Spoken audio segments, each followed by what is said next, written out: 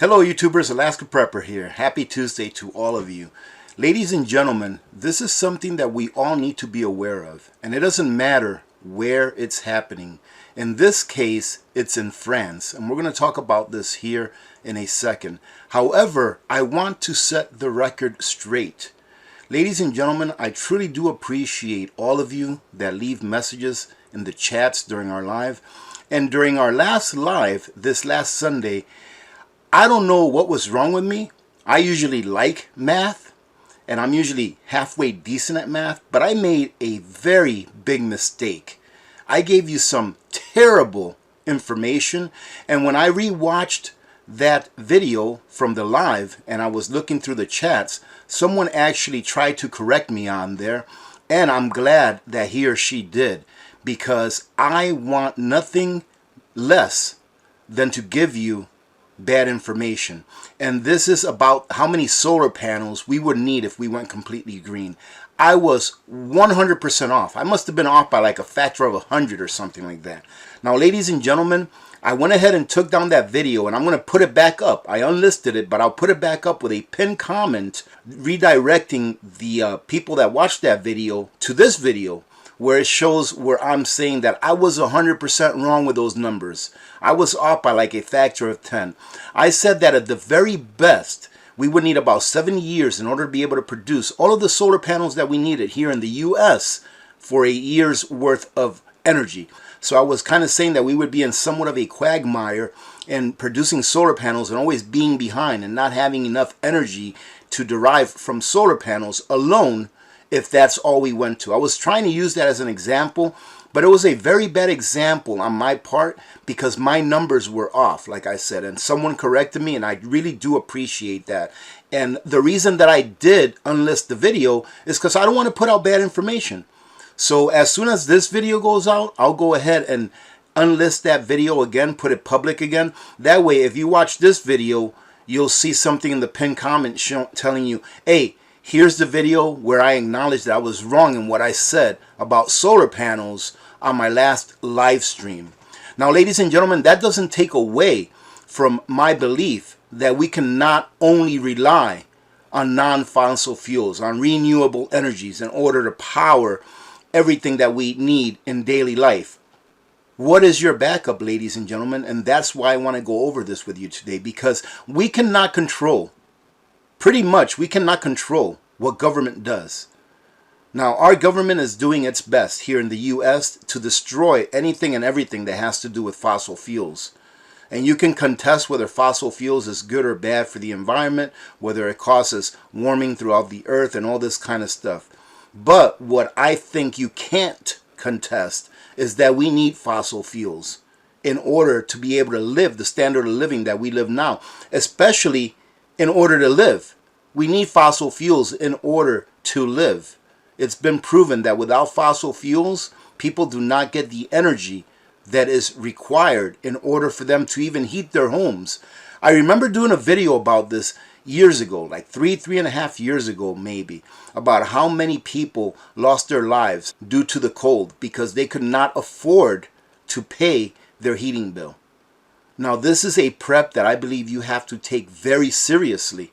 I would say have enough preps to heat your home for at least one full season at all times, and have backups to your backups to your backups, because the policies that are enacted by any government affect only those that are not in government, ladies and gentlemen. Think about that. Think about this here, what's going on in France. Do you think that the energy requirements or the energy prices that are going up is affecting those people in government? Do you think that their homes are still getting electricity and the amount of electricity that they've always been used to? Of course they are. Policies that are enacted by politicians affect only the governed class, the citizenry, all right, the serfs. They never affect the politicians. Look at all of this inflation that's going on. And I know I'm going on a rant here, but I just want you to get where I'm coming from. That the policies that politicians enact only affect you and I, the common person, the layman. Do you think that any of this inflation is affecting a politician personally? Absolutely not, ladies and gentlemen. The only thing it may be affecting is on whether they get reelected or not. But is it affecting their pocketbook? No. They could care less if they pay $7 for gas or $3 for gas or $2 for gas. They could care less on a personal level. Why? Because they've enriched themselves through your labor. This is why you have to stay alert as to what you need to do in order to protect yourself. That way, when these policies get out of control, you can be protected and your family can be protected. Now here it says that France's energy crisis worsened overnight when another nuclear plant had to reduce electricity output. Power prices jumped as the government requested one of the largest utility companies to restart more nuclear reactors amid cold weather. Following last week's shuttering of 2 nuclear power plants, primarily owned by the state, after safety inspections found cracks in at least 1 nuclear reactor, another one was closed Monday due to a worker strike. EDF said an unplanned outage by the Buggy nuclear power plant in eastern France was due to a strike. And ladies and gentlemen, it really doesn't matter what it is due to. Do you think that your heater at home cares where its fuel comes from, or why its fuel is there or why its fuel is not? It's either there or it is not. This is probably, if not the most important prep you can have. Because remember that the first B of prepping is beans, but I like to call it biologicals. And that means it's anything that will keep you alive. And warmth is one of those things that will keep you alive. And also cold. What if you live in an area where it's very, very hot and you need air conditioning in order to survive the hot months? It will affect either people that live in very cold areas like here in Alaska, or people that live in very warm or arid areas as well. They continue to say that France's grid remains under pressure due to the recent nuclear power plant loss. The day ahead, power price rose to the highest levels since 2009 on Sunday and was priced even higher on Monday. And here you can see where it's at. It's at 400 euros per megawatt hour, which looks like it's on an upward trend that doesn't look like it's going to stop. And the reason that I say that this upward trend doesn't look like it's going to stop is because you see these spikes right here. These are just spikes. They go straight up and straight down. They don't have a leading trend. You see right here, this trend is leading upward. It has higher highs. This was just one big spike and then all the way down. So this looks like a trend that is going to continue to go up. So when do you want to prepare for this? Especially if you live in France right now, you want to prepare for this yesterday. They say that at least 25% of the 56 atomic reactors are offline for maintenance. For some context, this is highly unusual for this time of the year, being that it's getting cold outside. A cold spell has sent much of the country into a deep freeze as power demands soar. And that's what it's all about, ladies and gentlemen. It's about making sure that you stay ahead of these situations. You never know when one of these nuclear reactors is going to go down if you live in France. You never know. You have no control over that. But you do have control over being able to stock up on some fuel that you need in your home. And for example, let's say that you are connected to the grid for fuel. Let's say that you use natural gas. Maybe you ought to have a backup that uses a fuel that you can stock up on, like propane. Propane is a fuel that you can store away pretty safely, as long as you're careful with it, and that it will last pretty much indefinitely, as long as the canister or the cylinder that you're storing it in doesn't rust or doesn't get punctured for whatever reason. So you want to think of these things. A wood stove, which is something that I'm seriously going to be looking into this next coming year. It's all about redundancy, ladies and gentlemen, having a backup to your backup to your backup.